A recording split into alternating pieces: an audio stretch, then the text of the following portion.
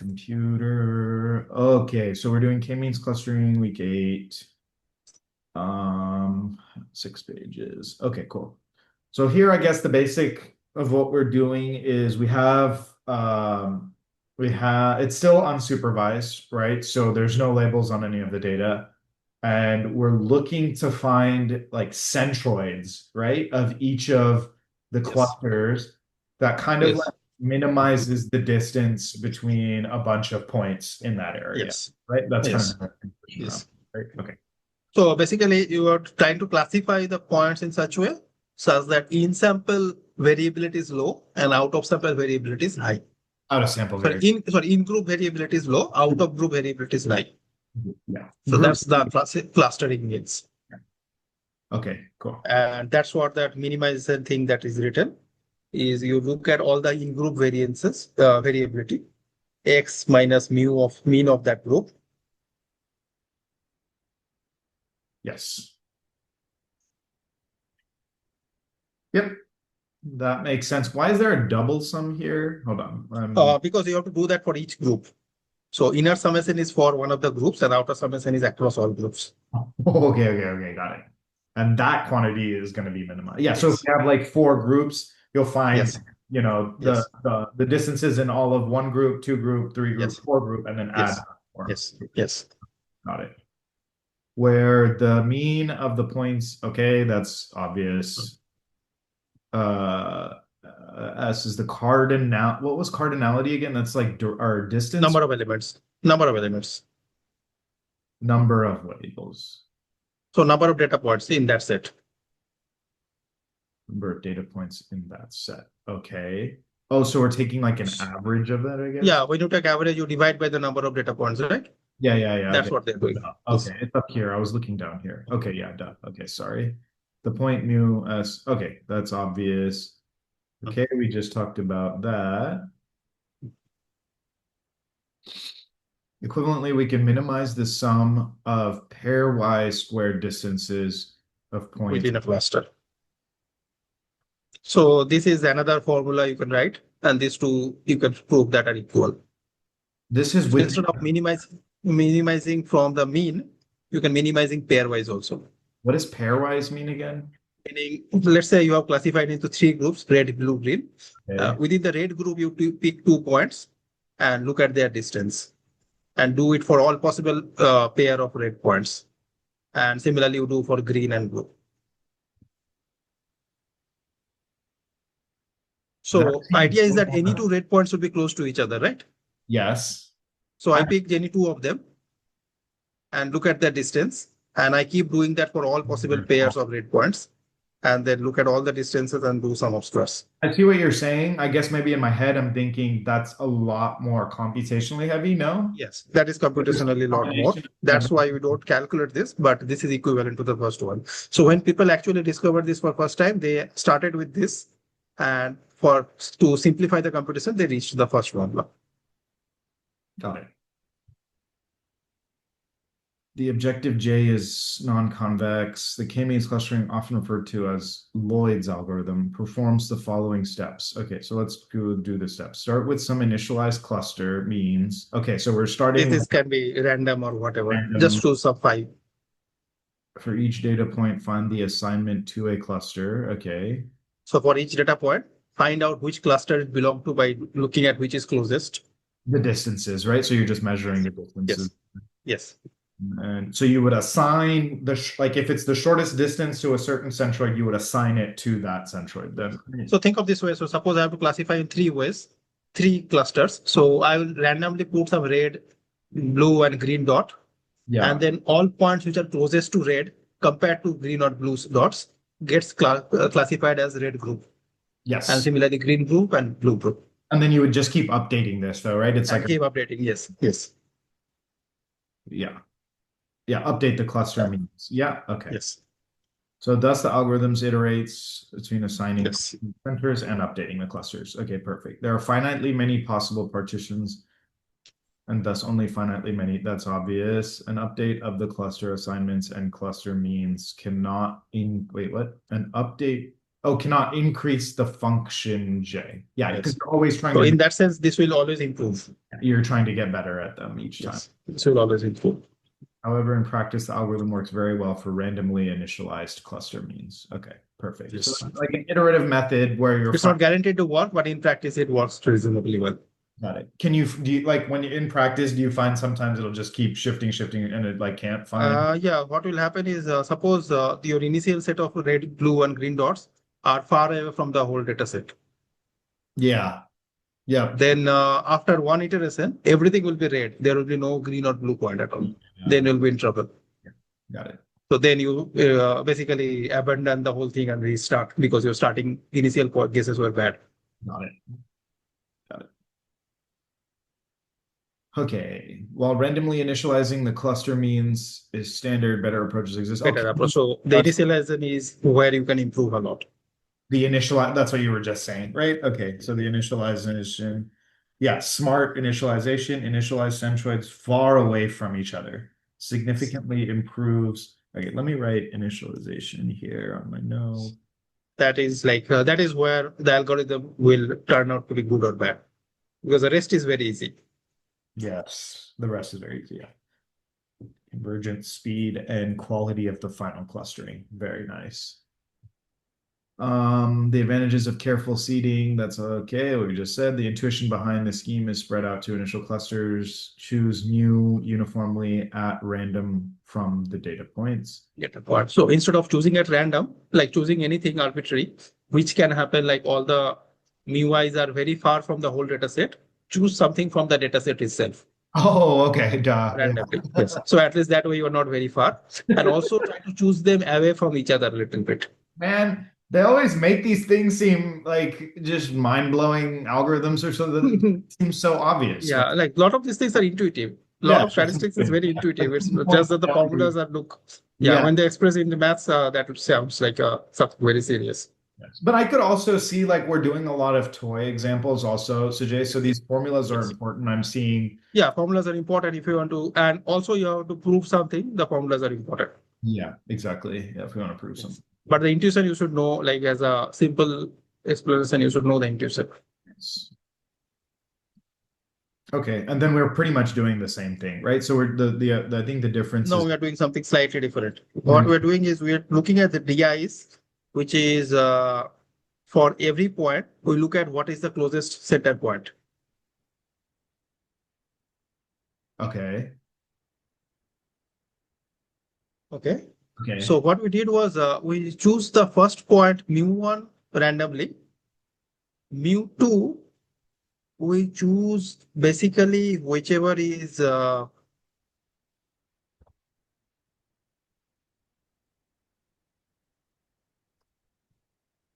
okay. So this is slightly different. So suppose you have chosen mu1, mu2, mu3, and you want to choose mu4. Mu4, okay, yeah. Okay. So you want to choose mu4 somewhat away from mu1, mu2, mu3. You don't want to be very close to any of them. Okay. Okay. So for each data, all the data points, you look at which of mu1, mu2, mu3 is closest to it and look at the minimum distance to any of mu1, mu2, mu3. Okay. Okay. And then you construct this quantity pi is basically proportional to di square and draw the data proportion to that. You don't randomly choose mu4 from all the data points. You choose proportion like likely with high pi value. What will this do is any point which is close to at least one of the mui's will get very low distance di, right? Yes. So that will have very low chance of getting selected. As a new point then, or as an initial. As a mu4, as my candidate for mu4. Okay, I see what you're saying. Okay, so this is one way of choosing mu4 away from mu1, mu2, mu3. Got it. Okay. Alternately, what you could have done is you look at all the data points and whichever is the farthest from all three of them, you could have taken that. But that will be like very deterministic. That might be bad for other reasons. So you give all the data points a chance, but that chance is proportional to how far they are from mu1, mu2, mu3. Got it. Okay. Cool. So that'll be for the initialization. We Yes. can. So this is like you are doing, you are basically spending more time on the initialization by doing all this thing, Yeah. extra steps. Faster. But this is supposed to improve your convergence of the actual algorithm faster. Yeah. And this is supposed to be somewhat close to optimal. Got it. Soft k-means. I had some notes on here. I know it's related to like EM, and we have a bunch of stuff. This one seemed a bit complicated here. Okay. The k-means are each data point is assigned to a single cluster.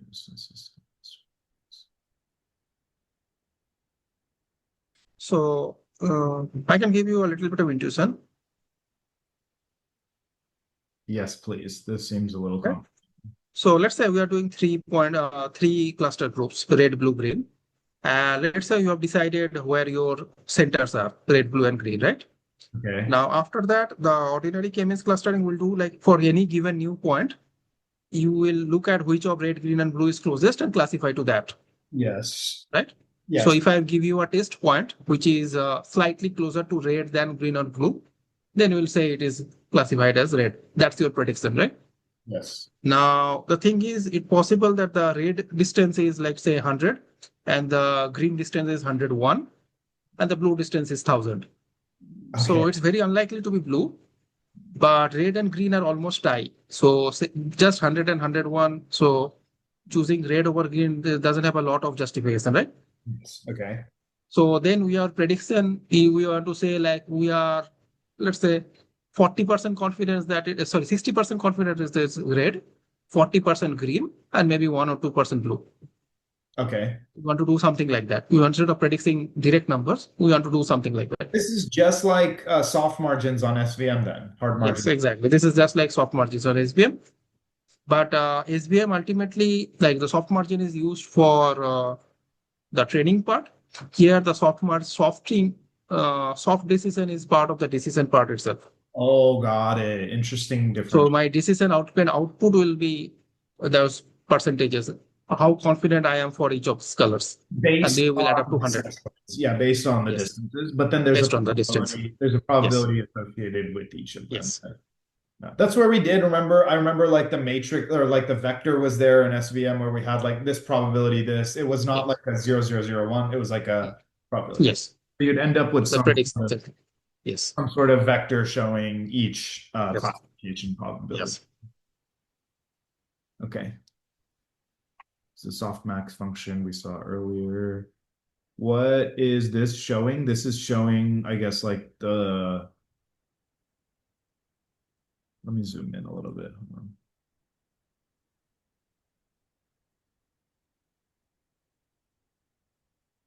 So this P will give a vector of decisions, which will add up to 1. Yeah. So Yep. this is a vector. Yep.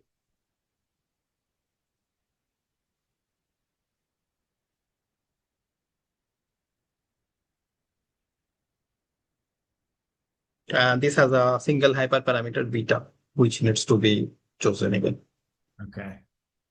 Typically, beta would be something like proportional to like the overall data variability, 1 over that or 2 over that, something like that. So there are some thumb rules. Okay. So what it's saying then at the end is just that your the central And your means centroids will be weighted average instead of simple averages. instead of okay, got it.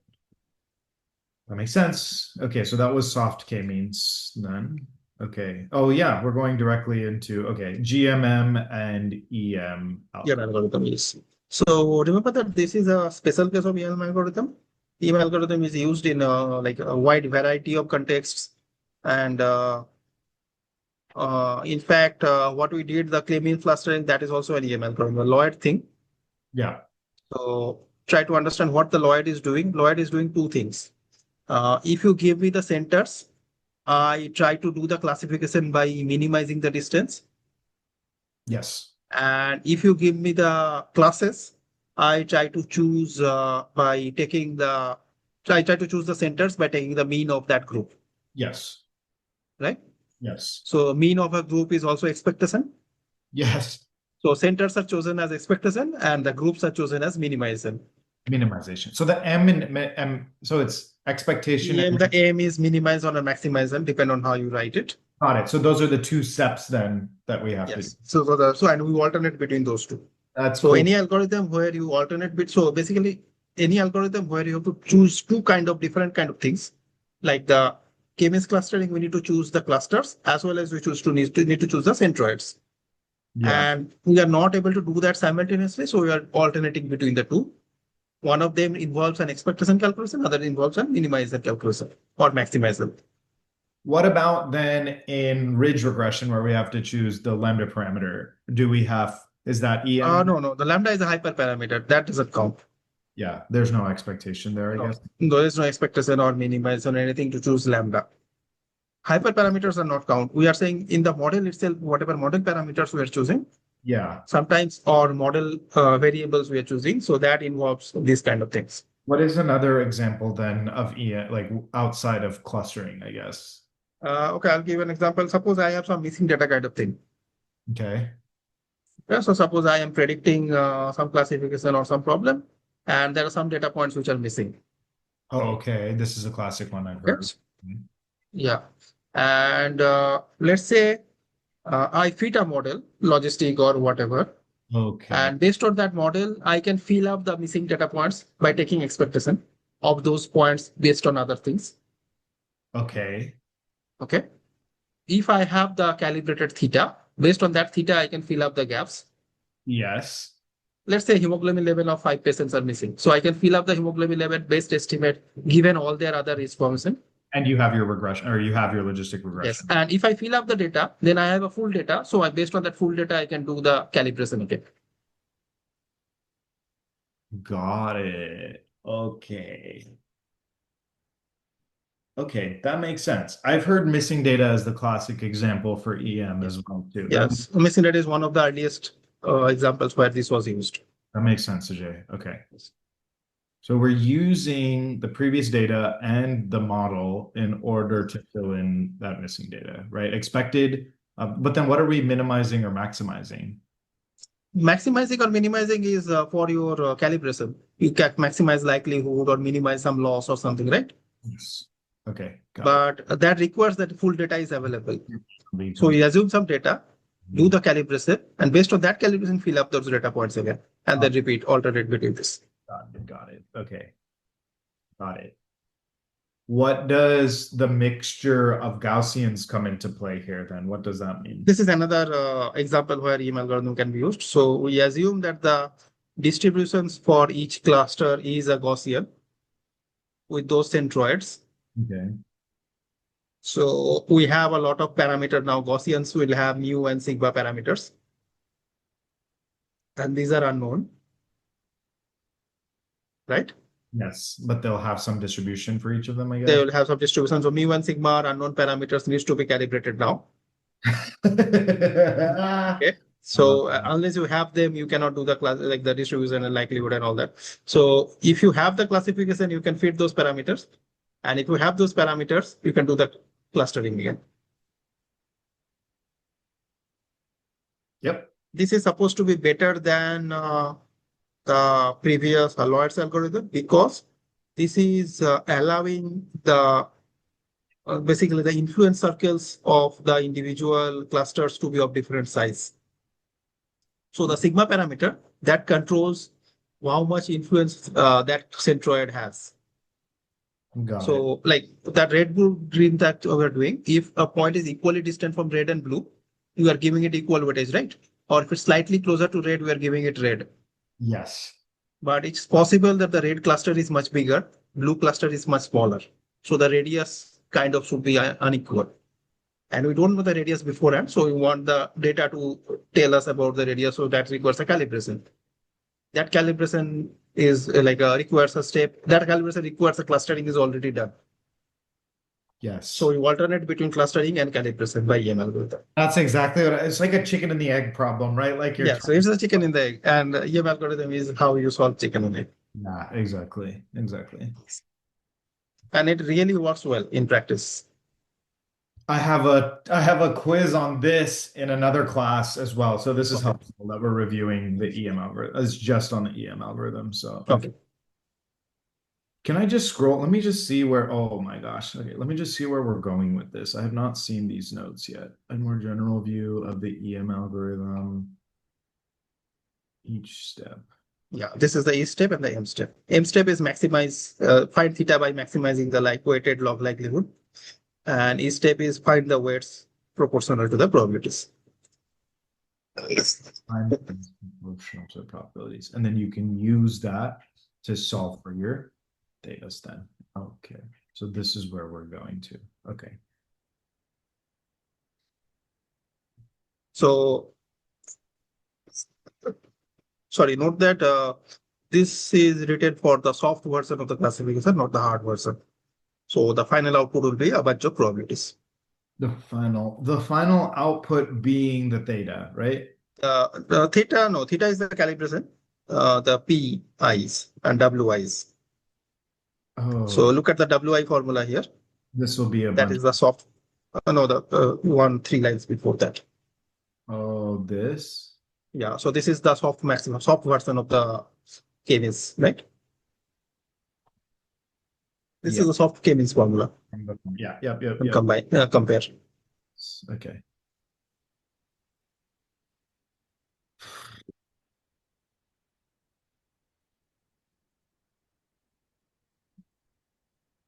Okay. Any doubts on this part? Like the I most of the calculation is just straightforward. I There's don't nothing really happening. I think Uh, this is honestly the most important as to what was okay, hold on. I want to understand this. Sorry, Sujay, I'm not really seeing this. What is W? What the heck is W? okay, so we are doing a clustering, right? We're doing a cluster. So yeah, so clustering would classify every point as red, green, or blue. Okay. But instead of doing that, we are doing a soft version of that. So every point will have 30% red, 40% blue, 10% green, or whatever, right? So those are the WIs. For ith point, how much you are giving weightage to the nth cluster. Why is that a weightage? That's what I'm wondering. It's a probability, but it's also, you can call it a weight also. Oh, duh. Okay, yeah, okay. So when you are calculating the mean for that cluster, then you will get like that point will not get like when you're trying to calculate average of all red points, that point will not get 100% weightage. That will give only 30% weightage to red because it is 30% red. Yeah, so each point will have a probability then. Yeah, each point is has not a probability but a probability vector.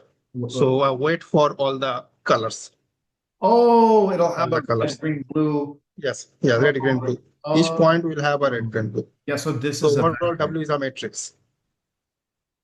Yeah, W is a matrix at the end, and P is Yes. each of the vectors for P is each the like the conditional probability. red, green, blue, red, green, blue, red, green, blue. It'll just Yes. be each of Yes. the P's then. Yes. Okay. And then I use that to I Do use the maximization of likelihood.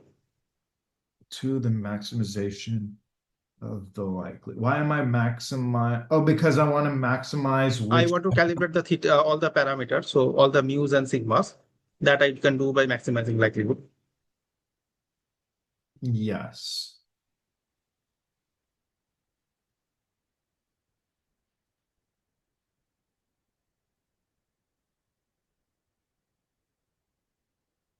Uh, I'm not seeing this here. I'm not. So I understand this weightage, and then why is it maximum? Maybe you can scroll up and find out where they got this. The maximum is hard to understand. What am I maximizing? I'm maximizing Okay, the let's total. scroll to the beginning of this and read a little bit. I will tell you which parts we need. This part here, Sajin. So we have log P of xi comma theta. Now P of xi is P of xi comma zi equals L comma theta. Summation of that. Okay. You agree to this part? Yes. Okay. The log part, I'm not entirely sure. I think we just do that for This is log likelihood. just So okay. you normally your likelihood is product of all the probabilities, right? If you take log, it becomes summation.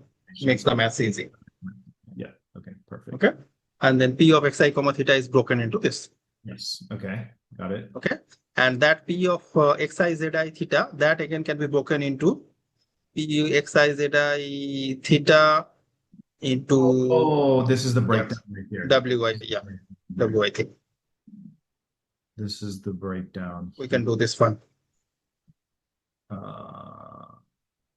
So they've just conveniently, oh, Just multiply it and divide by W. oh, okay. So they're doing And this then we are saying that, convenience for, yes. like, why did we even have to include the W then in this case, if they just cancel out?